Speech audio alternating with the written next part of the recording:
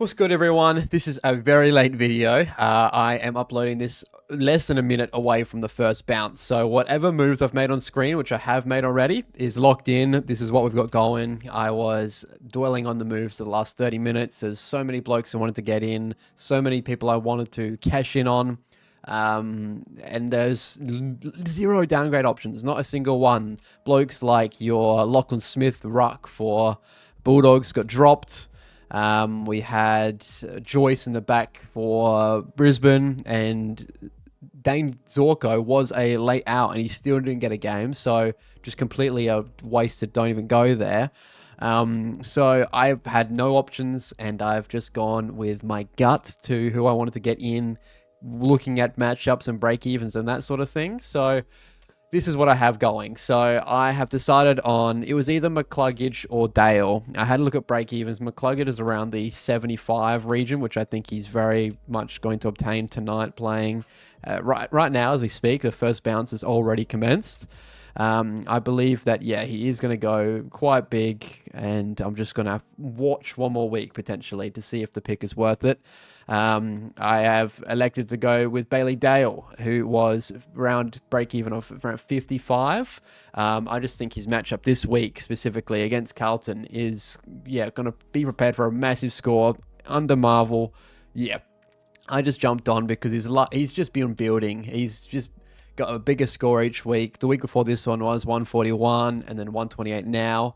I feel like I've kind of missed the ship, but I don't want to lose him in the role he is got now because he's, yeah, built into form and he's playing like he's going to score 130 each week as that seagull roll down back. So I've elected to jump on him before he rises too highly, and leave McCluggage on the boundary for potentially a move in next week. So that's something to really keep an eye on. Now, my downgrade option was old mate Dirksen, who is basement value, is not named. He is an emergency, but I just thought that if we're going to downgrade to anyone, I want to downgrade to someone that is basement price so I can use as much money and get up, yeah, Bailey Dale to move into money for next week as well for another upgrade potentially. Looking at McCluggage at this stage, I wanted to put Roberts in the spot where Dale is, and I can still afford him, but Roberts has got Freo at the MCG. I'm just not sold on Roberts just yet, and crazily enough, I've kept Farrow because I'm going to show you why I've kept Farrow. I know so many people have jumped off him in that 48. I believe there is room for touches back there, but Roberts was an absolute... He's a grub last week and he didn't pass the ball to him. So just stay with me here because I'm going to go look at the fixtures and let me know if my thinking is absolutely insane and I should have jumped right now while he's losing money, or if the long-term play might be worth it. So this week, it's not a great matchup. It is playing Freo, so not great. He is named. He is back pocket or halfback flank. So on field is named. I was worried about him being dropped, but it's not the case. The week after, Richmond at the MCG. So not bad, not bad. Go to the week after. Essendon have Eagles at Optus. Okay, not bad, not bad. Look at the week after. We have Carlton at the MCG. So this is why I have decided to hold for the time being Melbourne. And by this stage, I'm hoping he's had some bigger scores like he did when he first came in. And then he's got his bye in the round 15. So I'm hoping he can kind of lose money in the short term and then rock it again and actually be a fieldable score. Because I've got no choice but to put him on field this week. I can potentially put on a Reshko or a Cumming or even an Anderson, but I just have no confidence in any of those three over Farrow, just because I know what Farrow is capable of. So I've decided to field him. Another interesting thing that I was going to look at moving was McAndrew. I'm not confident in him this week when he's playing Jerry. I think that Jerry's going to absolutely monster him where he can.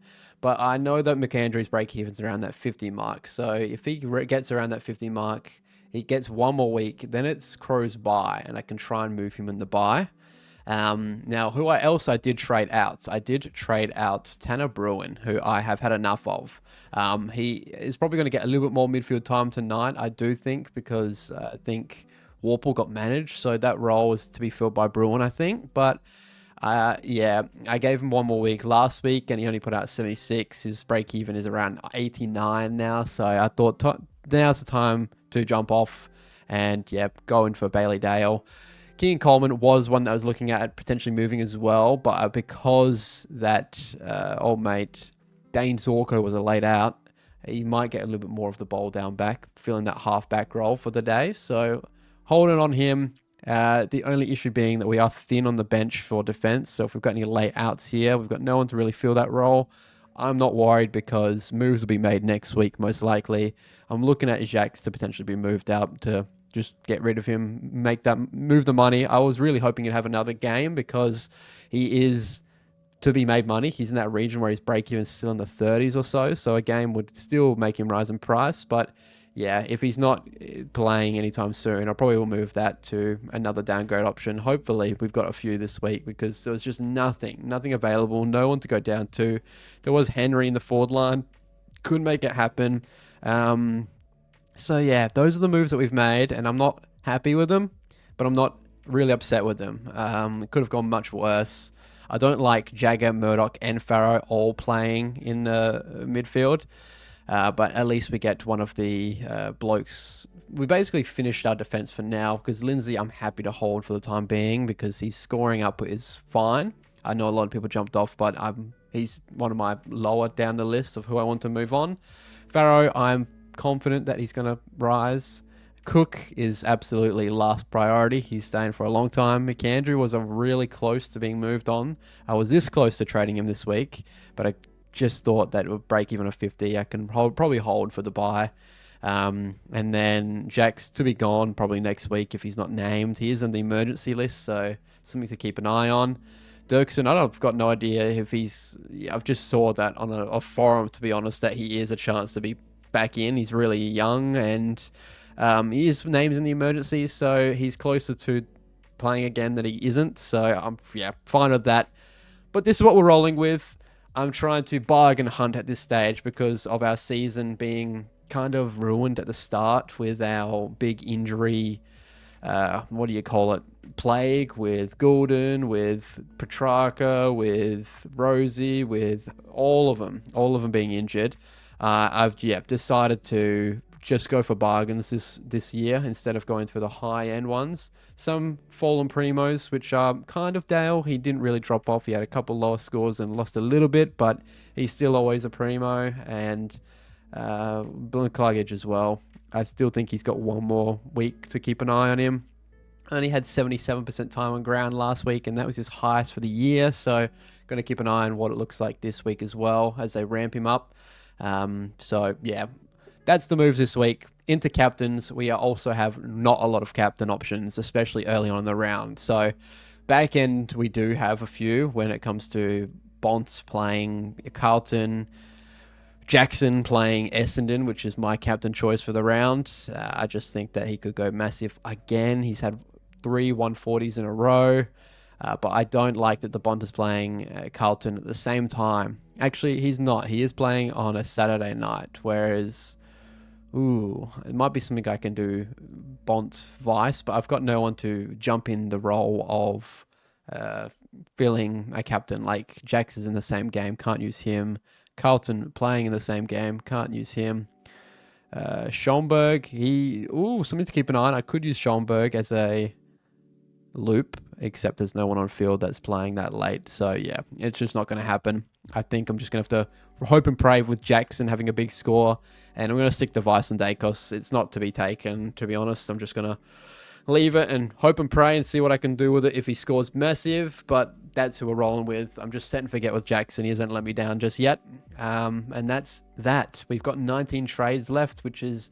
It's really scary, actually, that I've got that much left, and we're not even halfway through the year, and we've got less than half of what I've trades at the start. So, it's getting to testy times, but I'm trying to get my team done as soon as possible. So I've got a couple trades at the end to do a little bit of tweaks, and if you have that royalty, you potentially use some of those trades at the back end of the year to trade for matchups in your finals, which is something that I used to do and have done before. That leftover trades that I was saving for injury crises.